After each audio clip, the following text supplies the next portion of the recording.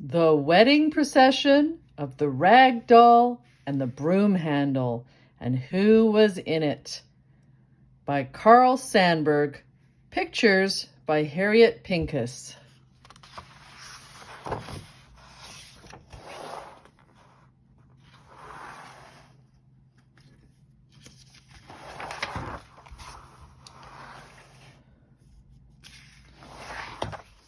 The rag doll had many friends: the whisk broom, the furnace shovel, the coffee pot. They all liked the rag doll very much. But when the rag doll married, it was the broom handle she picked, because the broom handle fixed her eyes. A proud child, proud but careless, banged the head of the rag doll against a door one day and knocked off both the glass eyes sewed on long ago. It was then the broom handle found 2 black California prunes and fastened the 2 California prunes just where the eyes belonged. So then the rag doll had 2 fine black eyes, brand new. She was even nicknamed Black Eyes by some people.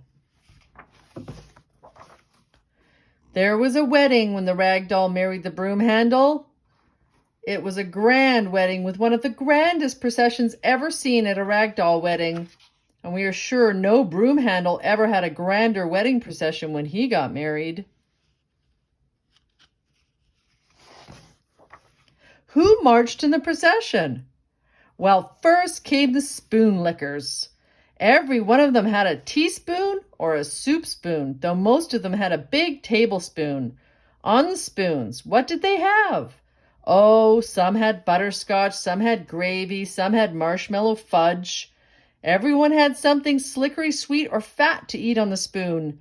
And as they marched in the wedding procession of the rag doll and the broom handle, they licked their spoons and looked around and licked their spoons again. Next came the tin pan bangers. Some had dish pans, some had frying pans, some had potato peeling pans. All the pans were tin with tight tin bottoms, and the tin pan bangers banged with knives and forks and iron and wooden bangers on the bottoms of the tin pans. And as they marched in the wedding procession of the rag doll and the broom handle, they banged their pans and looked around and banged again. Then came the chocolate chins. They were all eating chocolates, and the chocolate was slippery and slickered all over their chins. Some of them spattered their ends of their noses with black chocolate. Some of them spread the brown chocolate nearly up to their ears. And then as they marched in the wedding procession of the rag doll and the broom handle, they stuck their chins in the air and looked around and stuck their chins in the air again. Then came the dirty bibs. They wore plain white bibs, checker bibs, striped bibs, blue bibs, and bibs with butterflies. But all the bibs were dirty. The plain white bibs were dirty, the checker bibs were dirty, the striped bibs, the blue bibs, and the bibs with butterflies on them, they were all dirty.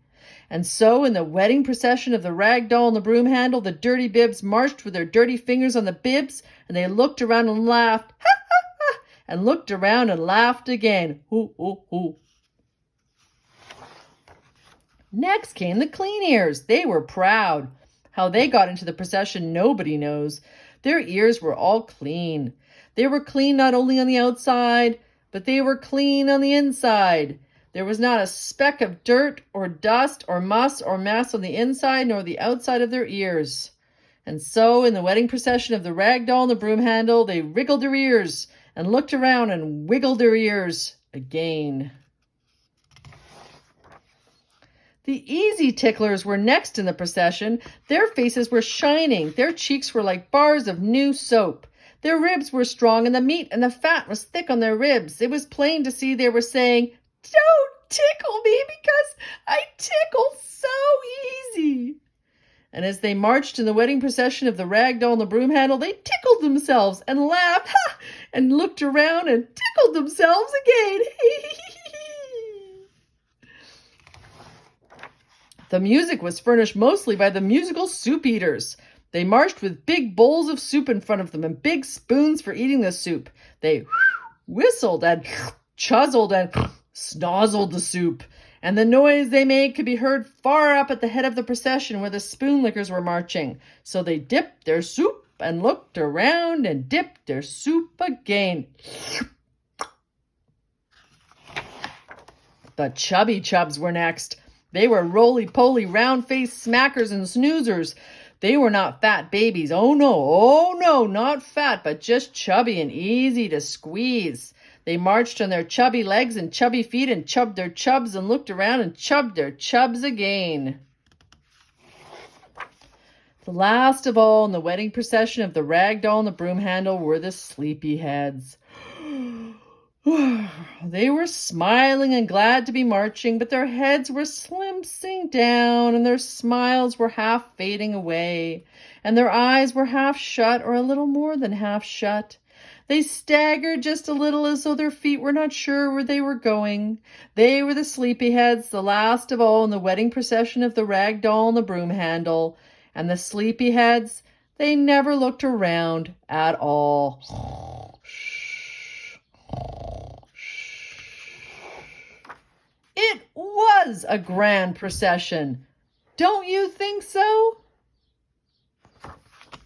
The end.